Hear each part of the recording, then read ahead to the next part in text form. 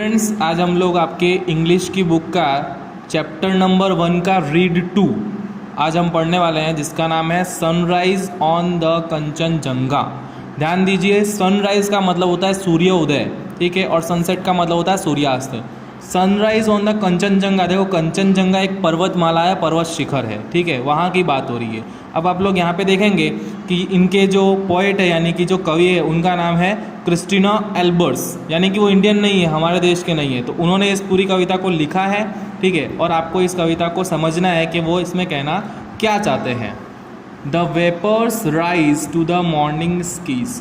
देखो, कवि जो है वो अपने मन के अनुसार कविता लिखते हैं और उसमें वो जो है पूरे के पूरे जो भी बातें बोलते हैं उसका अलग ही कुछ मतलब होता है, यानी कि वो एक लाइन बोलेंगे तो उसका मतलब कुछ अलग ही होगा और आपको उसको समझना ज़रूरी है। यहाँ पे लिखा है the vapours rise in the morning skies, यानी कवि कहना चाहते हैं कि कंचनजंगा पर्वत शिखर जो है, जब वो वहाँ पे गए, जब उन्होंने देखा तो वहाँ की जो सुबह थी वो बहुत ही अच्छी थी, बहुत ही सुहावनी थी। वेपर्स का मतलब होता है ओस की बूंदें, यानी कि ओस की बूंदों से भरी हुई वहाँ की सुबह थी।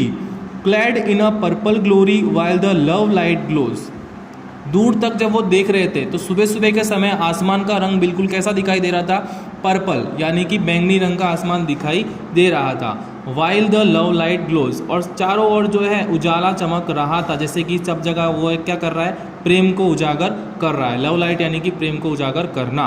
On the eternal snow, eternal का मतलब होता है अनंत, यानी कि जहाँ तक हमारी नज़र जा रही थी वहाँ तक उन क्या दिखाई दे रहा था? सिर्फ और सिर्फ स्नो, यानी कि बर्फ़ दिखाई दे रही थी। अपॉन द समिट्स होरी, देखो अपॉन यानी कि ऊपर, समिट्स होरी का मतलब होता है कि जो पर्वत शिखर होता है, पर्वत की सबसे ऊंची चोटी, उसे कहते हैं समिट्स होरी। एंड द हिमालयंस क्वीन काम एंड स्ट्रेन, अर्थात कि हिमालय क्वीन का मतलब है कि हिमालय की रानी। देखो, हिमालय पर्वत एक पर्वत नहीं है, उसके अंदर कई सारे पर्वत शिखरों का समावेश होता है।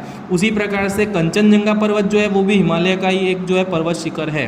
तो यहाँ पे कवि जो कंचनजंगा पर्वत है उसे हिमालय की रानी कहकर बुलाना चाहते हैं या बुला रहे हैं। और उन्होंने ये भी कहा है कि ये जो पर्वत शिखर है सबसे ऊंचा है और सबसे क्या है? काम एंड शांत, सौंड, यानी कि बिल्कुल वो शांत और अच्छे स्वभाव का है, ऐसा कवि कहना चाहते हैं। Returns the heaven's greeting in robes of white bathed in golden light, अर्थात कि रिटर्न्स द हेवंस ग्रीटिंग, यानी कि ऐसा लग रहा है जैसे कि ये पर्वत शिखर क्या कर रहा है? स्वर्ग से आने वाले देवताओं को क्या कर रहा है? शुभेच्छाएं दे रहा है, ठीक है। इन रॉब्स ऑफ वाइट, किस प्रकार के वस्त्रों में? रॉब्स का मतलब होता है वस्त्र, ठीक है, सफ़ेद रंग के वस्त्रों पे, यानी कि जो वहाँ पे बर्फ़ गिरी है सफ़ेद रंग की, वो बिल्कुल सफ़ेद वस्त्रों के समान लग रही है जिसे कि पर्वत शिखर ने ओढ़ा है। बाद in golden light where earth and sky are meeting, यानी कि जब दोपहर का समय होता है वहाँ पे और सूर्य की जो किरणें हैं वो सफ़ेद रंग की बर्फ़ के ऊपर गिरती है, तो ऐसा लगता है जैसे कि वहाँ पे बिल्कुल क्या है? सुनहरी किरणें आ रही है, सोने की किरणें आ रही है, ठीक है, इसलिए उसे बोला गया है golden light. Where earth and sky are meeting, और जहाँ पे आसमान और धरती का मिलन होता है उस जगह को कहते हैं क्षितिज। तो वहाँ पे जो क्षितिज है वो भी बहुत ज़्यादा सुंदर दिख रहा है, ऐसा कवि कहना चाहते हैं। And the morning dews, dews का मतलब होता है बूंदे। And mellow hues paint her cheeks with fairy fingers, ऐसा लगता है, देखो फेरी का मतलब होता है परी, ठीक है, या देवता। तो ऐसा लगता है कि सुबह की जो बूंदें हैं वो जिस प्रकार से आके हमारे चेहरे को टकराती है, जो भी वहाँ पे लोग होते हैं, तो ऐसा लगता है जैसे कि वो क्या कर रहे हैं? हमारे चेहरे पर रंग बिखेर रहे हैं प्रेम के।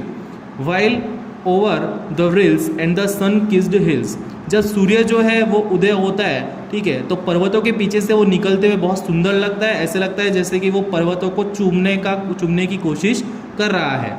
The love light gently lingers and the breaking day, धीमे धीमे जो है वो दिन खत्म होता जाता है, शाम होने लगती है। And the breaking day sends the first faint ray, और जो सूर्य की किरणें हैं अब उनका रंग भी जो है बदलने लगता है। रे का मतलब होता है किरणें, ठीक है, और धीमे धीमे वो किरणें क्या हो जाती है? धीमी पड़ जाती है।